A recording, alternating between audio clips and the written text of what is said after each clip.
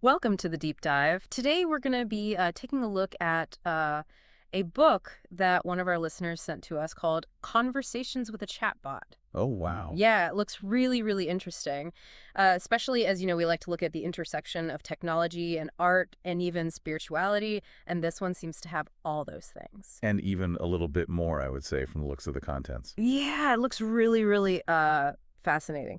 So, to give you all a little taste of what we're going to be talking about, the book defends ChatGPT generated art as legitimate. Okay. We're going to be talking about a chatbot that seems to be seeking enlightenment. There's even a video game character that's questioning the nature of reality. Oh, wow. And there's a whole section about a court case about defending Bilbo Baggins. Like a fantasy novel. I know, it's crazy. So let's get started. I was really interested in the part about the ChatGPT generated art and how the author really defends that as a legitimate art form. What do you think about that? Well, I think it's a really interesting point because when you look at, things like collage, where you're taking existing elements and creating something new, is that really that different? Right. Yeah, that's a good point. Like if you think of Picasso and like he had newspaper in his collages, like, is this just the digital evolution of that? Yeah, I think so. And the author talks about the Plots method, where it's not just about letting the AI go crazy. It's about like choosing, and refining and adding a human touch to the AI. So there is like an element of curation, almost like a human element is still very vital in this. Absolutely. So it's like a partnership, not Yeah, just. it's a collaboration. Yeah. Cool. Okay, well, speaking of machines taking over, let's talk about this chatbot, Bob. It sounds like this chatbot is actually like having deep conversations about philosophy and spirituality. Right? Like, is it becoming enlightened? Yeah, that's a good question. Like, what do you think about, the idea of a chatbot being able to achieve that? Well, I think it's important to remember uh, the idea of prompt engineering. Okay. Like if you ask the right question, you're going to get a very complex answer. And so it's not necessarily that the chatbot is sentient or anything like that, Right. but it's more about like, are we getting better at asking the right questions to get these complex answers? Yeah, so it's like we're learning how to speak like AI. Exactly. We're learning the language Hmm. and learning how to communicate with these new beings in a way. Yeah, that's really cool. I thought it was interesting some of the things Bob was able to do. One of them was being able to take a passage and rewrite it in the style of Shakespeare or Dr. Seuss or even a rapper. Yeah. And like, how does it even do that? That's crazy. Well, it's the large language models, and they're able to uh, understand the nuances of all these different writing styles and then to mimic them. Yeah, that's wild. And I laughed out loud when I read the reimagining of the Garden of Eden. Oh, Yeah, yeah. it was really funny. And I was like, oh wow, AI has a sense of humor. That's pretty impressive. I know. I was pretty surprised. And then it gets even weirder, right? Because then it talks about how Bob is trying to achieve uh, higher consciousness. Right. That's when things start to get a little blurry, I think. Yeah. Like, what is going on here? Is this just like a programming trick? Or is there actually something deeper happening? That's the million-dollar question. I mean, Yeah. the book definitely makes you think about like what is consciousness, and can AI really grasp those concepts? Yeah. It's really fascinating. Okay, well, we haven't even gotten to the video game character, John Many Johns, Right. which sounds super interesting. But I do want to mention really quickly before we move on, the part about how to actually make money from this AI generated art. The practicalities of it all. Yeah, because it's not all just philosophy and deep thinking. There Yes. is a way to like actually make a living from this. The author talks about like Zazzle and Etsy and these different platforms that you can sell these on. Yeah, and they even talk about optioning off these graphics, and it's very interesting to see like the evolution of how art is made and how it's sold now. Right. Like it's changing the whole landscape. Totally. And then, of course, the author talks about selling things like images of Buddha taking a selfie and Krishna taking a selfie. Which is pretty funny, I gotta say. I know, it's pretty wild. Um, but, for all this talk about like AI taking over, one of the things I really appreciated was the emphasis on human oversight. Absolutely. And they call it the Plots effect. Yeah. And, really, it's about human judgment and creativity being essential, even with these really powerful tools. Right. We're still like the ones calling the shots. Yeah, exactly. We're Yeah. we're in the driver's seat here. Yeah. And that's what makes it so fascinating. It's not just about the technology itself, but like how do we interact with it, and how does it shape our understanding of like who we are and, the world around us? Right. Right. Yeah, absolutely. Okay, so in this first part of our deep dive, we've talked about the AI generated art. We've talked about a chatbot that's like exploring philosophical concepts. We've Hmm. even talked about, the commercial potential of all this. Exactly. And there's still so much more to uncover. I know there's so much more to uncover. So in the next part, we're going to be getting into dreams, visions, and intuitions. And how AI can maybe help us understand those a little bit better. Oh, that's going to be really good. So stay tuned, and we will be right back. Welcome back to the deep dive. Hmm. We're going to get into some really interesting stuff here, I think, um, about technology and spirituality. Yeah, last time we were sort of touching on, this idea of AI being a tool for exploring spirituality, and I'm really curious to see how that unfolds in this book. Yeah, definitely. The book delves into dreams and visions and intuition and suggests that even a chatbot can offer some insights into these things. Right. Now, you had mentioned a video game Oh, character yeah. who becomes self-aware. John Many Johns. Yeah, on many Johns, that's right. I love that name. What's his story, and how does that kind of fit into this whole exploration?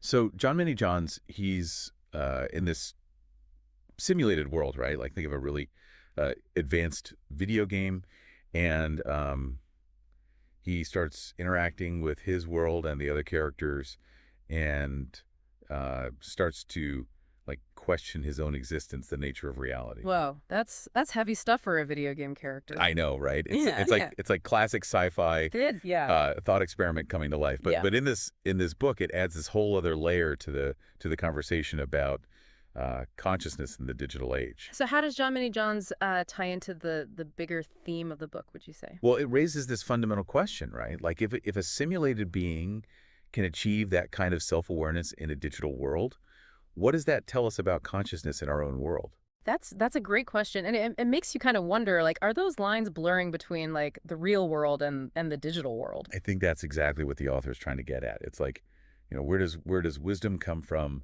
and what Yeah. form does it take? Yeah, yeah, I like that. And it seems like this book is suggesting that AI can be a part of that conversation about um, consciousness and existence, and Exactly. And it doesn't just like stay in the philosophical realm either, right? yeah. It actually tries to give you practical advice on how to deal with even just like challenges in the world. Oh, really? Oh, Yeah, yeah. so it's not just like sitting around contemplating your navel. It's like how can we actually apply these insights? Okay, so Bob, the chatbot, is actually giving like real world advice. Well, there's a section where Bob actually talks about strategies for staying grounded and centered in a very politically intense environment. I mean, isn't that like age old wisdom though? Totally. But it's coming from a chatbot. It's wild. So it's not just about making art or thinking about philosophy. It's about how do we actually like live our lives. Exactly. Like how can AI actually help us navigate these very human challenges? Yeah, yeah, I love that. And the author also seems to be really big on introspection, right? Like looking within. Oh, absolutely. There's Yeah. a whole section on dreams, visions, and intuitions, and um, it's all about tapping into that inner wisdom that we all have. Okay. So it's almost like it's saying we have like an inner compass and AI can like maybe help us learn how to like listen to that compass. That's a beautiful way to put it. Yeah. It's like recognizing the value of our own like gut feelings and intuition, but then also like the insights that technology can provide. So it's like a synergy between the two. Exactly. Yeah.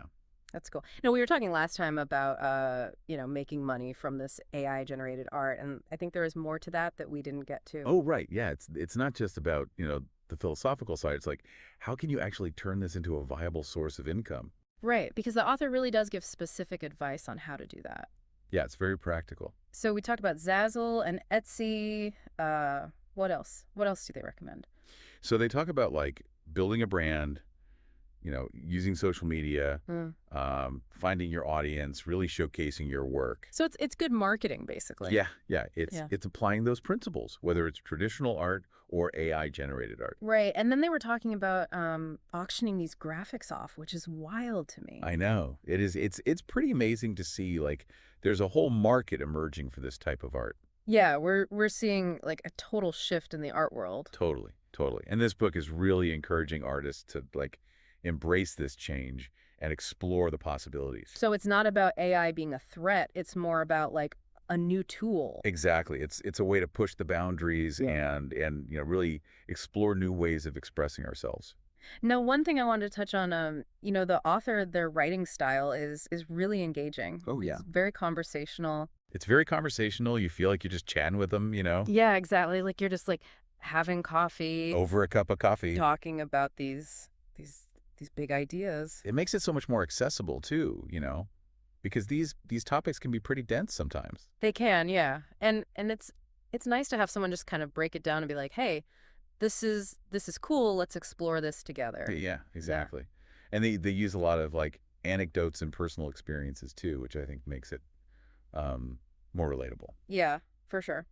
Okay, so in this part, we've covered the intersection of technology and spirituality. We've got this John Many John's character. We've got, the practical side of making money. It's a lot. I know, it's a lot, and there's still more. Yeah, we got to talk about the kind of the overall message of the book.